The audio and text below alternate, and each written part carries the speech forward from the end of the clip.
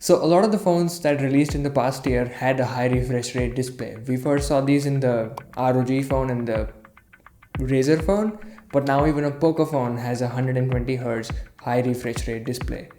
But I think the main reason why they have become high refresh rate displays have become so popular is because of OnePlus. OnePlus was probably one of the first manufacturers to implement a 90 Hz refresh rate into a very commercial and mainstream phone, unlike the gaming phones that we had seen prior. But this video is not about a OnePlus phone. It's not even about a high refresh rate display in a phone. It's about a phone that is extremely popular in some countries like US and Canada, but not a lot of people talk about it here in India. And that's the Galaxy S20 from Samsung.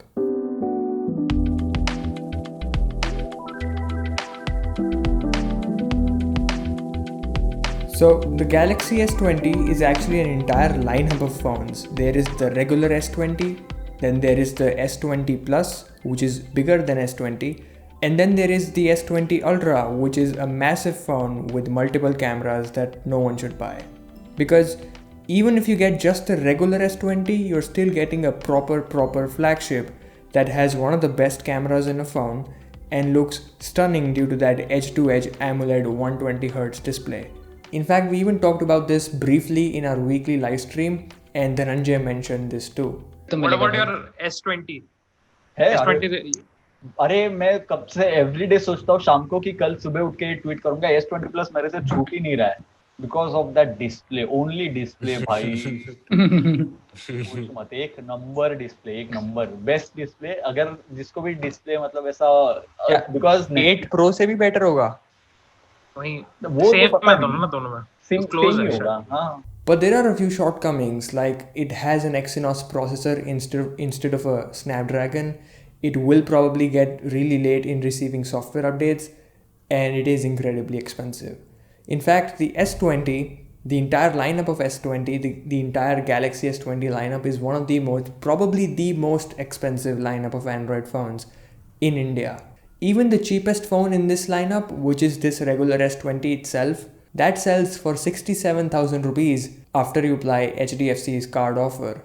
And then if you get a good case and a good screen protector to protect your very expensive purchase, you would end up spending almost 68 to 70,000 rupees, which is really high in a world where there is a OnePlus 8 Pro that sells for 55,000 rupees, including a case and a screen protector, because you do have SBI's offer. And considering the fact that the OnePlus 8 Pro has a Snapdragon processor, it runs Oxygen OS, it's way quicker in receiving software updates than a Samsung flagship, and it has a camera that is now just as good, if not better, than the S20's camera. Hence the chip, the processor, the software updates, the late software updates, the very expensive price, and OnePlus collectively, in my opinion, are responsible for the continuous decline of Samsung in the premium smartphone market in India. But I believe that if Samsung just switches from Exynos to Snapdragon and finds a way to start releasing software updates much quickly, I think many more people will be motivated to buy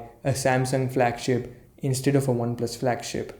Because even if Samsung continues to sell at the very expensive price they currently sell at, and even if they don't switch to anything close to Oxygen OS, anything that is as clean as Oxygen OS and bloatware free, because I think there are two clear reasons for that. So first reason being the image and legacy of Samsung in India, both of which are actually top notch. So Samsung has been selling products in India for more than a decade, maybe 2 decades, maybe more than 2 decades, and all kinds of products, from a refrigerator to a washing machine to an air conditioner to a TV, all kinds of products including phones and flagship phones, which back in the day used to be the only major competitor of the iPhone, which when launched was considered to be the gold standard of phone.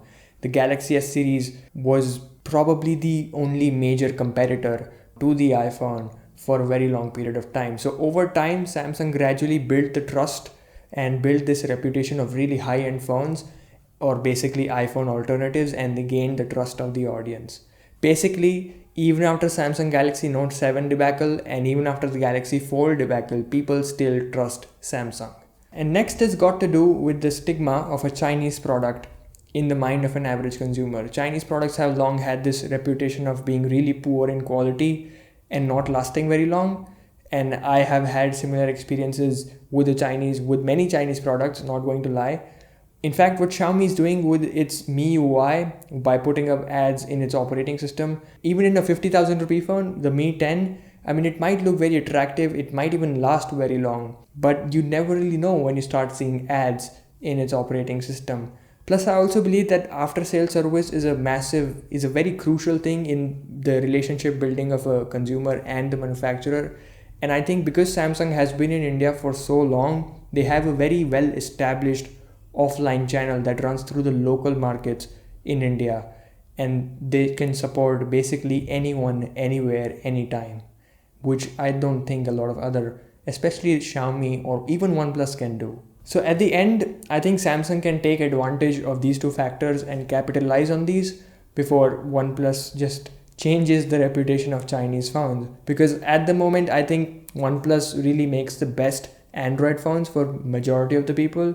They provide a really clean experience and consistent software updates, quick software updates. And now the OnePlus 8 Pro finally has a camera which is a flagship quality. But most importantly, the price difference between the OnePlus 8 Pro and the S20 Plus is just massive. In fact, not just the S20 Plus, but the S20 also. The OnePlus 8 Pro and S20 price tag are very, very far. Okay, that's it. I bet this was the most unusual S20 video that you saw, but a friend bought the S20 recently and that inspired me to touch on this topic. I didn't really want to talk about the S20 itself because everybody really knows how great the S20 is, how great the display is, how great the camera is. I didn't want to talk about it all over once again.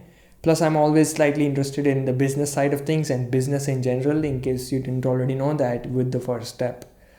But that's about it. That's for this video. I hope you enjoyed it. If you did, feel free to do the needful. And hopefully the construction sound stops one day, and I'll talk to you in the next video. Bye.